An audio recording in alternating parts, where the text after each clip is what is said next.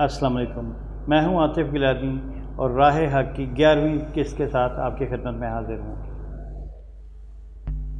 پہلے ہم آج کی جو سورہ بقرہ ہم پڑھ رہے تھے، اس سے پہلے ہم ذکر پڑھ رہے تھے سورہ بقرہ میں ہی بنی اسرائیل پہ اللہ کے احسانات اور ان کی نافرمانیاں، وہ ذکر ابھی چل رہا تھا اور ہم سورہ بقرہ کی 64 نمبر آیت تک پہنچے تھے۔ آج ہم 64 نمبر آیت سے آگے 65 نمبر آیت پڑھیں گے اور وہ اس طرح شروع ہوتی ہے: اعوذ باللہ من الشیطان الرجیم، بسم اللہ الرحمن الرحیم۔ اور البتہ تم نے ان لوگوں کو جان لیا جنہوں نے تم میں سے ہفتے کے دن میں زیادتی کی، تب ہم نے ان سے کہا تم ذلیل بندر ہو جاؤ۔ یہ بھی ایک بنی اسرائیل کی ہسٹری کا ایک واقعہ ہے جب انہوں نے سبت والے دن میں اللہ کے احکامات کی نافرمانی شروع کی۔ سبت سے مراد ہے ہفتے والے دن۔ وہ کیا واقعہ تھا؟ وہ ایسے تھا کہ بنی اسرائیل کو منع کیا گیا تھا کہ تم ہفتے والے دن مچھلیاں مت پکڑا کرو۔ سبت والے دن مچھلیاں پکڑنے پر پابندی تھی۔ یہ جس علاقے کا ذکر ہے یہ سی آف گیلیلی، بحیرہ تبریہ، یا حضرت عیسیٰ کا وہ علاقہ جس کو نیزرت کہتے ہیں، اس کے کنارے کے بعد ہے۔ وہاں پہ مچھیرے تھے۔ ان مچھیروں کے گروہ کو منع کیا گیا تھا کہ ہفتے کے دن مچھلیاں نہیں پکڑنی۔ انہوں نے اس آرڈر کے اندر، اللہ کے اس آرڈر کے اندر زیادتی کی، اس آرڈر سے انحراف کیا اور اس میں آلٹریشن ایسی کی کہ وہ اللہ کے حکم سے نافرمانی کے زمرے میں آ گئی۔ وہ کیا کرتے تھے کہ ہفتے سے ایک دن پہلے جال لگا دیتے تھے، گڑھے کھود کے جال لگا دیتے تھے اور ہفتے والے دن مچھلیاں آگے آگے آ جاتی تھیں۔ اچھا، جب ان کو منع کیا گیا تھا کہ ہفتے والے دن مچھلیاں نہیں پکڑنی، تو مچھلیاں ہفتے والے دن کنارے تک آ جاتی تھیں اور پھر ہفتے کے دن سے پہلے اور ہفتے کے دن کے بعد ان کو دور ڈیپ سمندر میں جا کے مچھلیاں پکڑنی پڑتی، بڑی محنت کرنی پڑتی۔ ہفتے والے دن امتحان کے طور پہ مچھلیاں کنارے کنارے پہ پھیر رہی ہوتی ہیں بڑی تعداد میں۔ تو انہوں نے کیا کیا کہ ہفتے کے دن سے ایک دن پہلے وہاں پہ گڑھے کھود کے جال لگا دیا اور پھر ہفتے والے دن مچھلیاں آگے کنارے پہ آ گئیں اور اس کے اندر پھنس گئیں۔ ہفتے والے دن پھنسی رہیں، اتوار والے دن انہوں نے پکڑ لیا۔ تو یہ انہوں نے اللہ کے احکامات میں چینجنگ کرنے کی کوشش کی، کان کو اس طریقے سے نہیں دوسرے طریقے سے پکڑنے کی کوشش کی، اور اللہ نے کہا کہ یہ مختلف ہیلے بہانے نکالتے ہیں اللہ کے احکامات کو خراب کرنے کے لیے، بریچ کرنے کے لیے اللہ کے آرڈر کو۔ تو بالکل یہی حال سود کا بھی ہے۔ ہیلے بہانے نکالتے ہیں ہم مچھلیاں پکڑنے کے لیے، سود کی مچھلیاں پکڑنے کے لیے ہم ہیلے بہانے نکالتے ہیں، جبکہ اللہ نے کلیئر کٹ منع کیا ہے کہ مچھلیاں نہیں پکڑنی، سود نہیں لینا۔ یہ میں ایک ریزیمپلنس یا ایک ملتی جلتی بات کریٹ کر رہا ہوں، جو کہ کچھ علماء نے اس پہ بات کی ہے کہ یہ ویسا ہی ہے جیسے آپ ہیلے بہانے نکالتے ہیں سود کو لینے کے لیے اور دینے کے لیے، اسی طرح انہوں نے سبت والے دن مچھلیاں پکڑنے کے لیے ہیلے بہانے کیے۔ اور پھر اللہ نے کہا تم ذلیل بندر ہو جاؤ۔ ان کے اوپر ایک عذاب آ گیا کہ وہ ذلیل بندر بن گئے۔ اب وہ فزیکلی بندر بن گئے یا لاجیکلی بندر بن گئے یا ان کے بیہیویئرز بندروں کی طرح ہو گئے، یہ ڈیبیٹیبل بات ہے۔ اس کو آپ کو تحقیق کرنی چاہیے قرآن سے ہی، قرآن کی تحقیق قرآن سے ہی کرنی چاہیے۔ جب اس پہ آگے کہیں ذکر آئے گا تو ہم اس کے اوپر زیادہ سیر حاصل گفتگو کر سکیں گے، لیکن یہاں پہ ہم دیکھتے ہیں کہ یا وہ فزیکل بندر بن گئے یا ان کی عادات و اطوار اور ان کے بیہیویئرز بندروں والے ہو گئے۔ اور بندروں والے عادات اور اطوار کیا ہیں وہ بھی ہم ڈسکس کریں گے، لیکن پھر کسی وقت۔ یہاں پہ ہم دیکھتے ہیں کہ اللہ نے ان کو ذلیل بندر بنا دیا۔ پھر ہم نے اسے پھر ہم نے اسے سامنے والوں کے لیے اور پیچھے آنے والوں کے لیے عبرت بنایا۔ پھر ہم نے ان ذلیل بندروں کو سامنے آنے والوں کے لیے، یعنی کہ جو لوگ موجود تھے اس وقت، اور ان کے بعد آنے والوں کے لیے عبرت بنا دیا۔ ایک تھیری یہ بھی ہے کہ ان کو فزیکلی بندر بنا دیا گیا، تو وہ فزیکلی بندر ان کے سامنے لوگوں کے موجود تھے، اور آنے والوں کے لیے یہ ایک سٹوری رہ گئی، کہانی رہ گئی، عبرت ناک کہانی، اور سامنے والوں کے لیے فزیکلی سامنے بندر تھے۔ یا اللہ نے ان کو لاجیکلی بندر بنا دیا، ان کے عادات و اطوار اور ان کی حرکات اور ان کی نفسیات بندروں والی ہو گئی کہ وہ ان سامنے والوں کے لیے عبرت کی وجہ بنے، اور پیچھے آنے والوں کے لیے، بعد میں آنے والوں کے لیے عبرت کی وجہ بنے۔ کوئی ایک بات تھی، اور نصیحت بنی، اور ان کا یہ بندر بننا پیچھے آنے والوں کے لیے عبرت بنا، اور نصیحت بنی پرہیزگاروں کے لیے، جو پرہیزگاری کرتے ہیں، جو اللہ کے احکامات کو بریچ کرنے سے، اللہ کے احکامات میں نافرمانی کرنے سے ڈرتے ہیں، یعنی کہ پرہیزگار، ان کے لیے یہ ایک نصیحت ہے۔ اور جب موسیٰ نے اپنی قوم سے کہا بے شک اللہ تمہیں حکم دیتا ہے کہ تم ایک گائے ذبح کرو، ایک اگلا واقعہ، ایک اگلی بات، ایک اگلا ذکر اللہ کے احسان کا اور ان کی نافرمانی کا۔ یہ واقعہ ایسے ہے کہ ایک شخص قتل ہو گیا بنی اسرائیل کے اندر، جس کے قاتل کا نہیں پتہ چل رہا تھا، اور اس کی وجہ سے بنی اسرائیل کی قوم کے اندر بہت بڑے فساد کا خطرہ تھا۔ اگر وہ قاتل نہ پکڑا جاتا تو ایک فساد ہو سکتا تھا ان کے 12 قبیلوں میں۔ تو اللہ نے ایک پروسیس ان کو بتایا کہ اس پروسیس کے تھرو تم کام کرو تو تمہیں پتہ چل جائے گا کہ اس کا قاتل کون ہے۔ لیکن بنی اسرائیل کی قوم کا ایک حصہ یہ نہیں کرنا چاہتا تھا، جو کہ شاید نافرمان تھے اور گناہ گار تھے۔ تو بنی اسرائیل کا ایک اور واقعہ جب وہ اللہ کے حکم سے روگردانی کر رہے ہیں، اور جب موسیٰ نے اپنی قوم سے کہا بے شک اللہ تمہیں حکم دیتا ہے کہ تم ایک گائے ذبح کرو، اور وہ کہنے لگے کیا تم ہم سے مذاق کرتے ہو؟ انہوں نے جواب دیا حضرت موسیٰ کو کہ کیا تم ہم سے مذاق کرتے ہو؟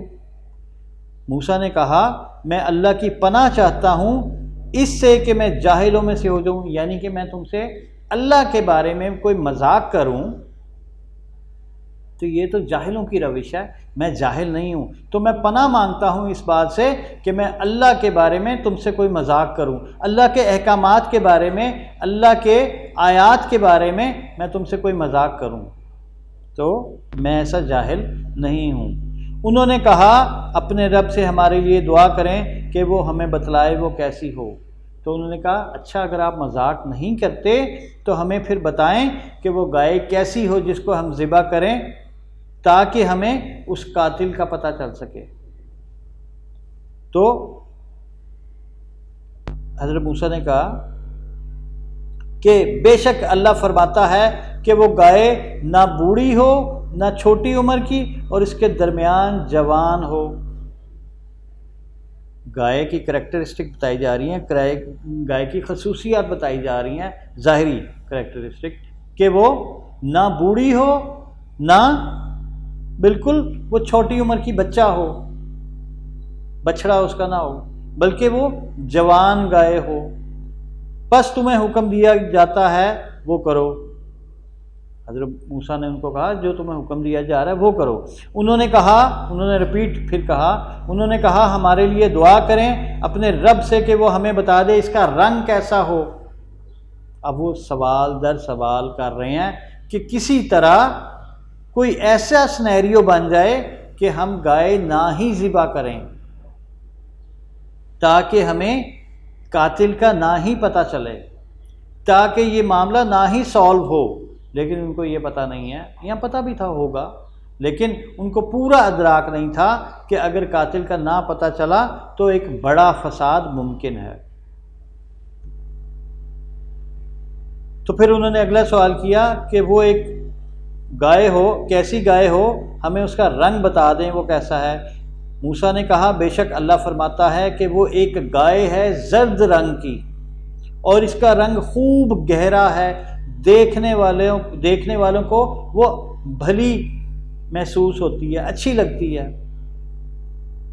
انہوں نے کہا ہمارے لیے اپنے رب سے دعا کریں کہ وہ ہمیں بتا دے وہ کیسی ہے، کیونکہ ہمیں گائے پر شک ہو گیا ہے، ہم شک میں پڑ گئے ہیں کہ وہ یہ گائے ہے، یہ گائے ہے، یہ گائے ہے، کہ وہ کس طرح کی گائے ہے، ہمیں سمجھ نہیں آ رہی۔ اور اگر اللہ نے چاہا، انہوں نے جو آگے حضرت موسیٰ کو تسلی دی، اور انہوں نے کہا اگر اللہ نے چاہا تو بے شک ہم ضرور پا لیں گے اس گائے کو۔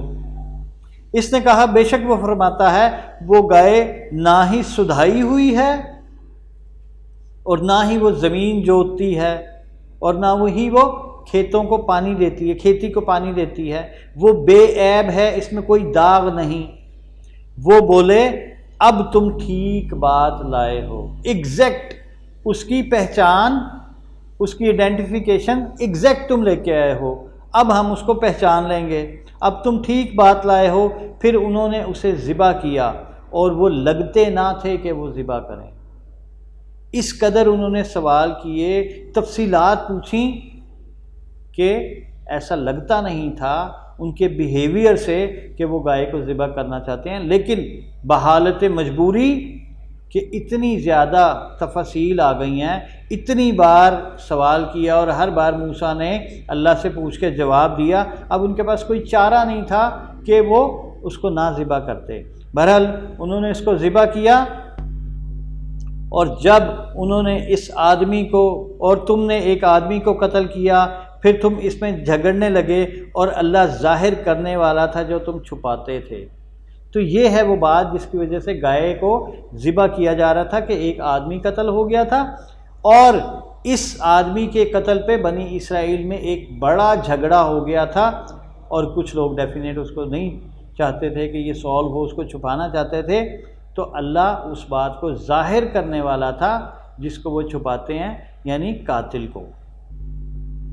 اور پھر ہم نے کہا تم اس مقتول کو جو قتل ہو گیا، اس لاش کو، پھر ہم نے کہا تم اس مقتول کو گائے کا ایک ٹکڑا مارو، اور اس طرح اللہ مردوں کو زندہ کرے گا، اور تمہیں دکھاتا ہے اپنی نشانیاں کہ تم غور کرو۔ تو اللہ کہتا ہے کہ تم ایک گائے کا، ذبح شدہ گائے کا کوئی ایک پیس لے کر، ایک ٹکڑا لے کر اس مردے کو اس سے ہٹ کرو، تو اللہ تمہیں دکھائے اپنی نشانی کہ اللہ مردوں کو کیسے زندہ کرتا ہے۔ یہ نہیں ہے کہ ہر مردے کو ایک گائے کا کوئی ٹکڑا مارا جائے گا قیامت والے دن تو سب جی اٹھیں گے، وہ پروسیس اللہ نے ہمیں بتا دیا ہوا ہے کہ وہ کیسے اٹھے گا۔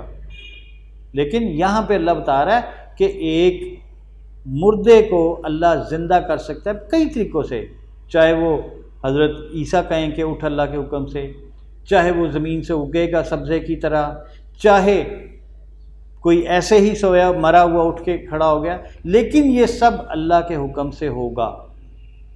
کوئی بندہ، حضرت عیسیٰ بھی اگر اللہ کے حکم سے کہتے تھے کہ اٹھ کھڑا ہو جا تو وہ اللہ زندہ کرتا تھا، حضرت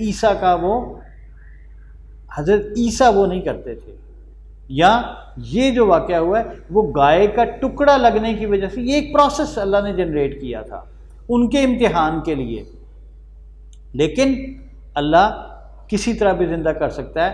حضرت اگر آپ کو یاد ہو عزیر کا جو گدھا تھا وہ زندہ ہو گیا، تو وہ تو کوئی گائے کا ٹکڑا نہیں مارا گیا تھا، تو اللہ یہ بتا رہا ہے۔ اور وہ حضرت ابراہیم والا بھی واقعہ، وہ پرندوں والا، تو اللہ جس طرح چاہے زندہ کر سکتا ہے۔ تو ادھر اللہ نے اس کو اس طرح زندہ کیا، بتانا صرف یہ مقصود تھا کہ اللہ چاہے تو مردوں کو زندہ کر دے۔ اس طرح اللہ مردوں کو، یعنی کہ مردوں کو اللہ زندہ کرے گا، اور تمہیں دکھلاتا ہے اور تمہیں دکھاتا ہے اپنی نشانیاں۔ یہ ہے اللہ کی نشانی کہ وہ زندہ کرے گا، تاکہ تم غور کرو، تاکہ تم اس کے اوپر فکر کرو، غور کرو، اور اس پروسیس کو سمجھو کہ تم نے جینا ہے، پھر مرنا ہے، پھر جینا ہے، اور حساب کتاب ہونا ہے، اور اس حساب کتاب کے بعد اس حساب کتاب کی وجہ سے، اس میں کامیابی اور ناکامی کی وجہ سے تمہارے لیے ہمیشہ کی زندگی ہے یا جنت کی یا جہنم کی۔ تو اس کو پروسیس کو سمجھو تاکہ تم غور کرو۔ پھر اس کے بعد تمہارے دل سخت ہو گئے سو وہ پتھر جیسے ہو گئے۔ اللہ کہتا ہے کہ اس واقعے کے بعد جب قاتل پکڑا گیا، اس کے بعد پھر تم اللہ کی نشانیوں سے مکر گئے، اللہ کی بڑائی سے مکر گئے، اور ان نشانیوں پہ غور کرنے اور اپنی پیدائش اور اپنی موت کے پروسیس کو سمجھنے پہ غور کرنے سے تم مکر گئے، سو وہ پتھر جیسے ہو گئے یا اس سے زیادہ سخت۔ اللہ کہتا ہے کہ تمہارے دل ایسے سخت پڑ گئے کہ اس کے اندر کوئی عقل اور دانش کی بات نہیں گھستی، کوئی حکمت کی بات نہیں گھستی، اس میں پینیٹریٹ نہیں کر سکتی تمہارے دلوں میں کوئی بات، کوئی اللہ کی آیات تمہارے دلوں میں گھر نہیں کرتی، انسرٹ نہیں ہو رہی۔ تو اللہ کہتا ہے جن کے دل نرم ہے، جن کے دلوں میں باتیں گھر کر جاتی ہیں، وہ نرم دل لوگ اچھے ہیں اور وہی لوگ ہدایت پانے والے ہوتے ہیں۔ تو ان کے دل ہو گئے سخت پتھر جیسے یا اس سے بھی سخت، بے شک بعض پتھروں سے نہریں پھوٹ نکلتی ہیں۔ اللہ کہتا ہے وہ اتنے سخت ہو گئے کہ پتھروں سے بھی زیادہ ان کے دل سخت ہو گئے، ورنہ پتھروں میں سے بھی پانی نکل پڑتا ہے، پھوٹ پڑتے ہیں چشمے۔ تو اس سے زیادہ سخت چیزوں سے، یعنی کہ انہوں نے نہ کچھ ان کیا دل میں، نہ کچھ آؤٹ کیا، اور ان کے دل پتھروں سے زیادہ سخت ہو گئے کہ اس میں سے سادہ پانی یا اس طرح کی چیزیں بھی نہیں پھوٹ سکتی، اور بے شک اس میں سے بعض پھٹ جاتے ہیں تو نکلتا ہے اس سے پانی۔ تو اللہ کہہ رہا ہے کہ پتھر بھی اتنے سخت نہیں ہوتے جتنے تمہارے دل ہیں، تو پتھروں میں سے بھی بعض پھٹ جاتے ہیں اللہ کے خوف سے اور اس میں پانی نکل آتا ہے، اور ان میں سے بعض اللہ کے ڈر سے گر پڑتے ہیں۔ اور پتھر بھی بے شک بہت سخت ہوتا ہے پتھر، لیکن پھر بھی وہ اللہ کی ڈر سے گر پڑتے ہیں، جبکہ تمہارے دل ایسے ہیں کہ تمہارے دل اللہ کے خوف سے بھی نہیں گرتے سجدے میں یا سبمیشن میں۔ تو پتھر تو پھر بھی سبمیشن میں گر جاتے ہیں، اللہ کے خوف میں سجدے میں چلے جاتے ہیں، جبکہ تمہارے دل ایسے نہیں ہیں کہ وہ اللہ کے سامنے سبمٹ کر سکیں۔ اور اللہ اس سے بے خبر نہیں جو تم کرتے ہو، اور اللہ کہتا ہے تمہاری سب حرکات پر، تمہاری سب باتوں پر اللہ کی نظر ہے، اور اللہ ان تمام باتوں سے باخبر ہے جو تم کرتے ہو۔ پھر کیا تم توقع رکھتے ہو کہ وہ مان لیں گے تمہاری خاطر؟ اب یہ جملہ، اب جو اس جملے کی کہ یہ اللہ یہاں پہ کس سے مخاطب ہے، اس کو ان چیزوں کو ذرا سمجھنا پڑے گا۔ آپ نے قرآن پڑھتے وقت ایک چیز کا ضرور خیال رکھنا ہے کہ آپ نے سمجھنا ہے کہ قرآن یا اللہ مخاطب کس کو کر رہا ہے۔ اگر آپ یہ چیز سمجھ لیتے ہیں ہر آیت میں اور اس کے آگے پیچھے، اگر آپ یہ آئیڈینٹیفائی اچھے طریقے سے کر لیتے ہیں کہ یہ خطاب کس کے ساتھ ہے، تو قرآن آپ کے لیے سمجھنا بہت آسان ہو جائے گا، نسبتاً آسان ہو جائے گا۔ یہاں پہ آج ہم اپنا پروگرام ختم کرتے ہیں، یہاں سے آگے ہم انشاءاللہ اپنے اگلے پروگرام میں چلیں گے۔ تب تک کے لیے اجازت دیجیے، اللہ حافظ۔